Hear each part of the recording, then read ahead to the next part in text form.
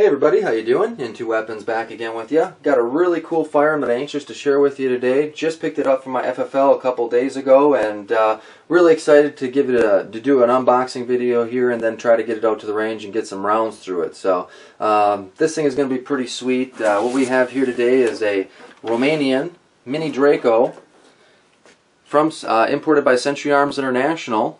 And I purchased it from Bud's Gun Shop, made an offer of I think $468 after FFL, transfer fees, all that good stuff. It was I think about $520 out the door, so very reasonable price. These have become really popular, especially since the popularity of the Draco exploded on the market.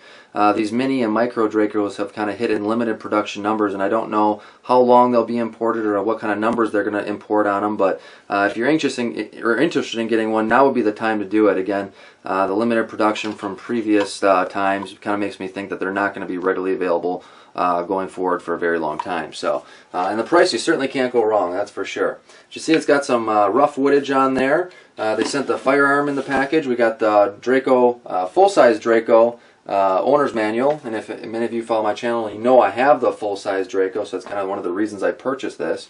We have the import sticker with all the good information on there. One steel 30-round magazine, I'm guessing from Romania. Nothing special. It's in pretty decent condition.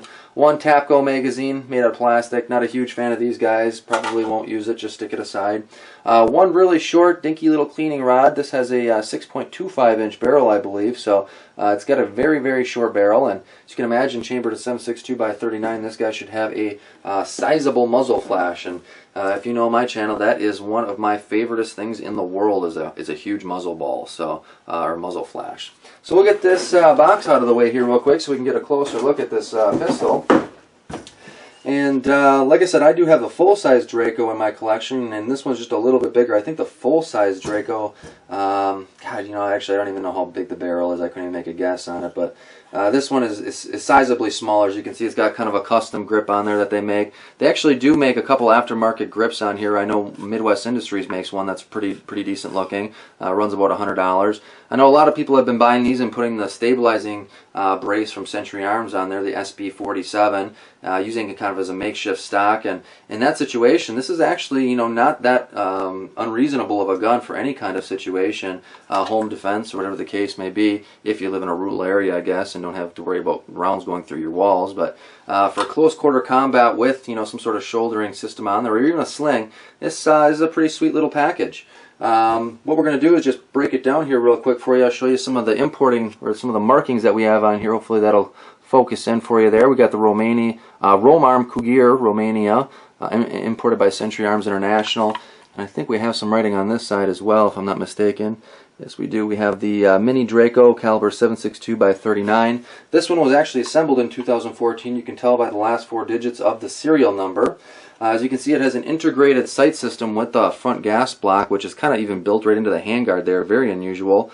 The D10 spring is there with a 14 by 1 left-hand muzzle thread, I believe. And it's got the bird cage or A2 style flash hider on there. I don't know what all that crap is on the D10 spring, but it looks like some sort of dried cosmoline or shipping grease or whatever the case is there. I'll have to clean that up. But really short gas system, as you can see here. I think they don't even have a pug on the end of the piston. It's just kind of a nub, more or less. It looks like an amputee. We'll take a closer look at that in a second. Have the rear sight block, which is graduated to, I believe, only 5, so 500 yards.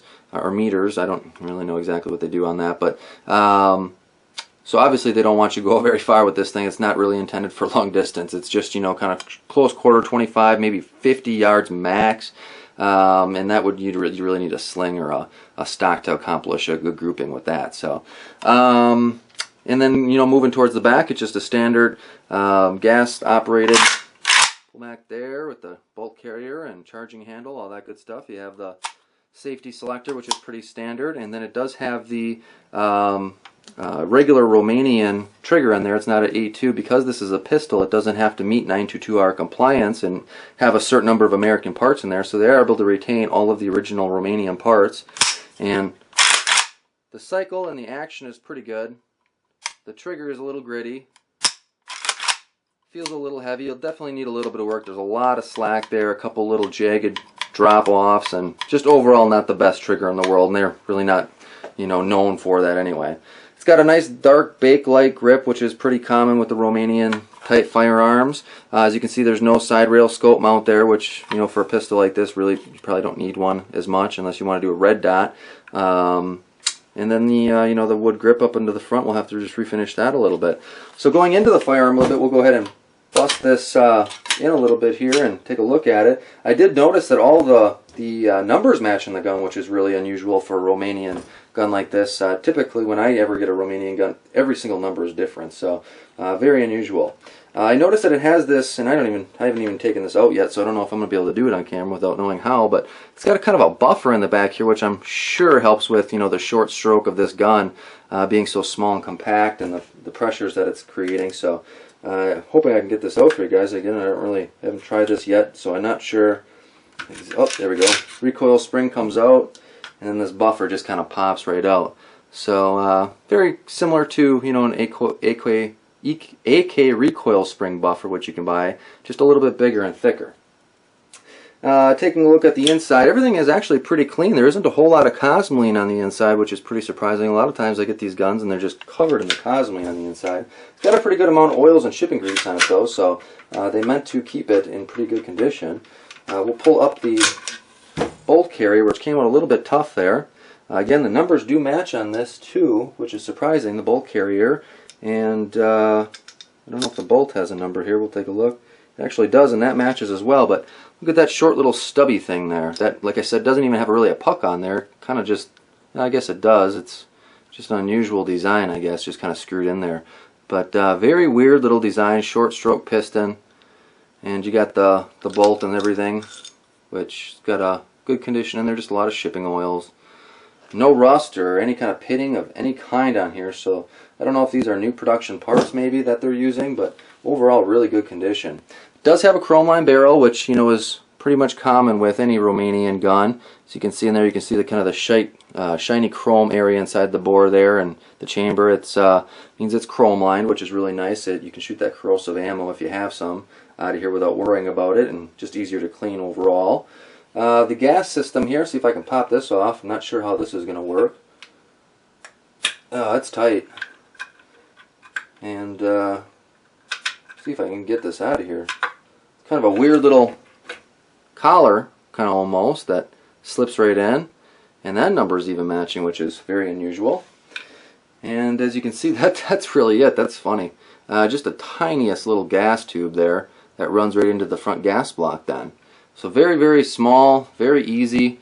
You got the screw on there to take off the lower handguard, which I'm not really going to do right now because just a pain in the butt, I'm sure. And that's pretty much it, guys. Like I said, I'm really excited to get this out to the range, to finish up the wood a little bit, to protect it before I get it out there maybe. And soon I'll have some range footage out there for you, see what kind of muzzle flashes we can capture with this guy.